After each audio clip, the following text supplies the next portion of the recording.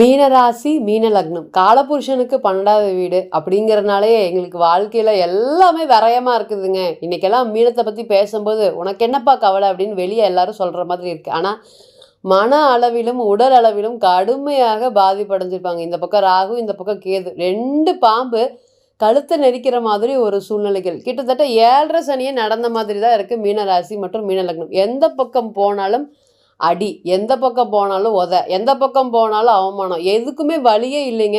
ஒரு பிரச்சனையே முடிக்கிறதுக்கு வழியே எங்களால் தொலாவவே முடியல. அந்த மாதிரி இருக்குது பிரச்சனைகள்.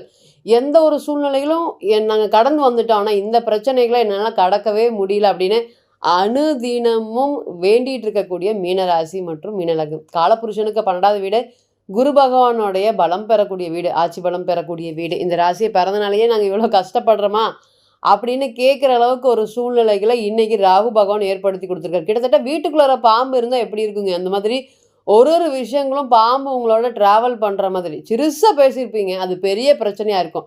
நல்லது வேணால் போயிருப்பீங்க, அது கெட்டதாக உங்களுக்கே முடிஞ்சிருக்கும். அது 100 ரூபா கிடைக்க வேண்டிய இடத்துல எஃபர்ட்ஸ் போட்டு ஒர்க் பண்ண வேண்டிய இடத்துல 10 ரூபாய்க்கு சந்தோஷமாக மன மகிழ்ச்சியோடு வெளியே வர மாதிரி ஒரு சூழ்நிலைகள். எங்கே போனாலும் அடி, எங்கே போனாலும் பிரச்சனைகள். வீட்டுக்கார் சம்மந்தப்பட்ட பிரச்சனைகள் ஒன்று, குழந்தைகள் சம்மந்தப்பட்ட பிரச்சனைகள் ஒன்று, பொருளாதாரம் சம்மந்தப்பட்ட பிரச்சனைகள் ஏராளம். எந்த பக்கம் போனாலும் கேட் க்ளோஸ் அப்படின்னு இந்த 1.5 வருஷமாக பெருசாக செயல்பட்டிருக்கீங்களா அப்படின்னு கேட்டிங்கன்னா இல்லவே இல்லை. மீனத்தை பொறுத்தவரையும் கஷ்டம்தான் பட்டிருக்கீங்க. ஆனால் வெளியே உனக்கு என்னப்பா அப்படிங்கிற மாதிரி பேர் மட்டும் வாங்கியிருக்கீங்க. ஆனால் மனதளவில் நீங்கள் தான் இன்றைக்கி கடுமையாக பாதிப்படைஞ்சிருக்கீங்க.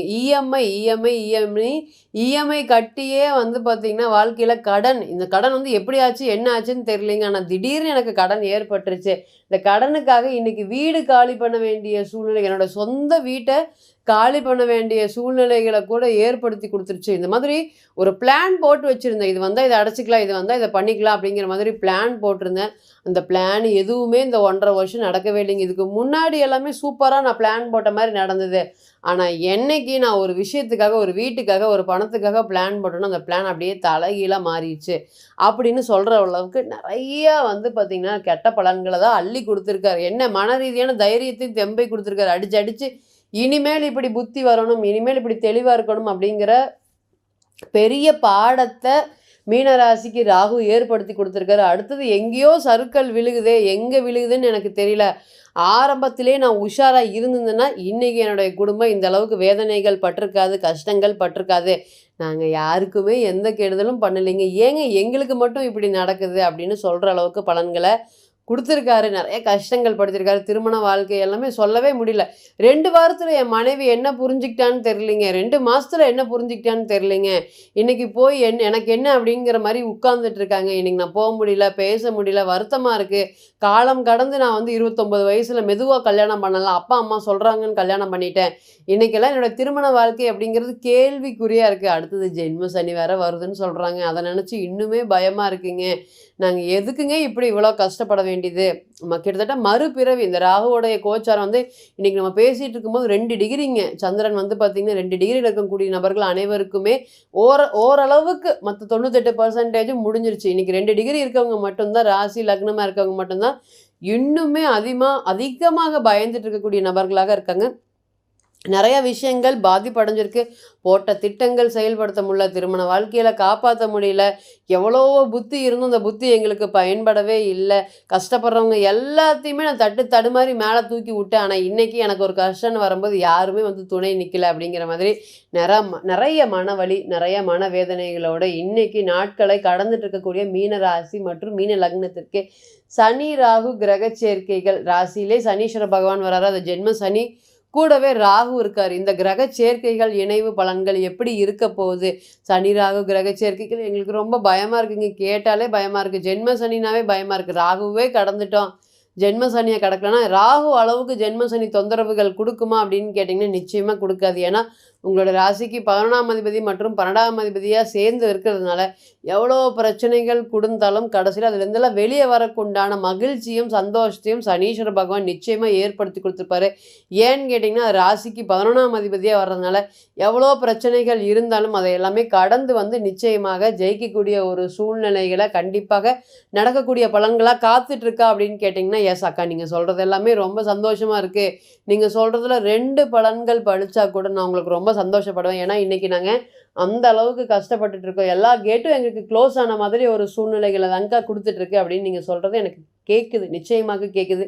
இனி வரக்கூடிய காலத்தில் இது எல்லாமே உதாரணமாக சொல்லலாம், வாழ்ந்து இதான ராசி அப்படிங்கிற மாதிரி இன்றைக்கி ஒரு பேர் வாங்கிட்டு இருக்கக்கூடிய மீன ராசி மற்றும் மீன லக்னத்துக்கு எப்படி இருக்க போகுது. முதல் சனி ராகு கிரக சேர்க்கைகள் ராசியில் இருக்கிறனால எப்போவுமே முரட்டு தைரியத்தை ஏற்படுத்தி கொடுக்கும். எப்போவுமே இந்த கிரக சேர்க்கைகள் ராசியில் வரும்போது இதுக்கு முன்னாடி இருந்த நீங்கள் வேற, இனி ரொம்ப ஹார்டாகவும் யாரை பார்த்தாலும் அகெயின்ஸ்டாக பேசுவீங்க. இத்தனை நாளாக வந்து பார்த்திங்கன்னா பேசுகிறவங்கள கேட்டுட்டு குமிஞ்சிட்டு சரின்னு போய் அந்த பக்கம் அழுகிறது, நைட்டு வீட்டுக்கு வந்து ரொம்ப கஷ்டப்படுறது, இந்த மாதிரி ஒரு சூழ்நிலை இருக்கும். இனி யார் வந்தாலும் பேசினாலும் ரொம்ப தைரியமாக யார் போனாலும் போயிட்டு போகிறாங்க, நமக்கு என்ன அப்படிங்கிற மாதிரி ஒரு தைரியம், தென்னம்பிக்கை, துணிச்சல், செயல்திறன் இதெல்லாமே அதிகரிக்கக்கூடிய எப்பெல்லாமே 2 பகை கிரகங்கள் ராசியில் வந்து இருக்கும்போது நமக்கு பகைமை உணர்ச்சி ரொம்ப அதிகமாக இருக்கும். இந்த பகைமை உணர்ச்சி நமது நிச்சயமாக வந்து பார்த்திங்கன்னா நல்லதுக்கு செலுத்தணும். இந்த நேரத்தில் சனி ராகு கிரக சேர்க்கைகள்லாம் யாராக இருந்தாலும் அகெயின்ஸ்டாக பேசுகிறதுக்கு உங்களுக்கு வாய்ப்பு இருக்குது. இதனால் ஓடி ஓடி ஒளிஞ்சு அடுத்தவனை பார்த்து பயந்து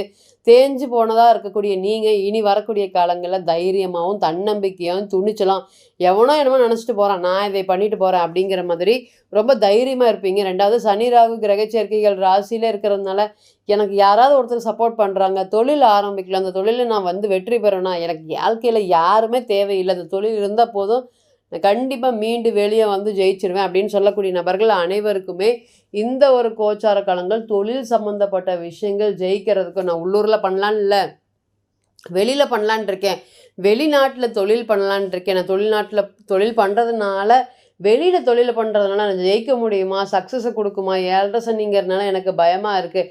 எப்பொழுதெல்லாம் 7.5 சனி வருதோ நல்லா நோட் பண்ணி பார்த்தீங்கன்னா வச்சுக்கோங்க, ராசியில் சந்திரன் வரும், சந்திரன் மேலே சனி வரும்போது நிச்சயமாக நமக்கு வேலை தொழில் இதுலேருந்து அப்படியே என்ன பண்ணுறது, மாற்றம் பண்ணலாம், பிஸ்னஸ் பண்ணலாம், ஏதோ ஒன்று பண்ணலாம் அப்படிங்கிற வேலையோடைய அழுத்தம் நமக்கு ரொம்ப அதிகமாக இருக்குது. சந்திரன் தான் மனசை குறிக்கக்கூடிய காரகிரகம்.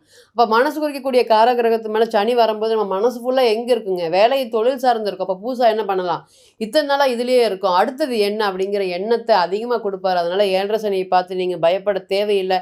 ராகுவை நீங்கள் ஆல்மோஸ்ட் 95% கடந்துட்டீங்க. இனி ராகுக்கும் உங்களுக்கும் சம்மந்தம் இல்லை.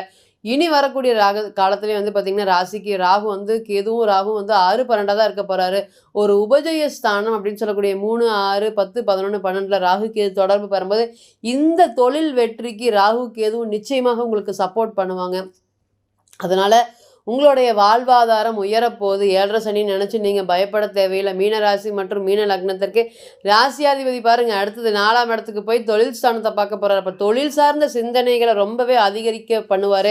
அதனால் நிறைய வெற்றி வாய்ப்புகள் எல்லாமே உங்களுக்கு காத்துட்ருக்கா அப்படின்னு கேட்டிங்கன்னா எஸ், ஆல்மோஸ்ட் நீங்கள் கஷ்டமான பாதையை கடந்தனால இனி வரக்கூடிய காலங்கள் முதல் தர யோகமான நல்ல பலன்களை கொடுக்கறதுக்கு காத்துட்ருக்கு.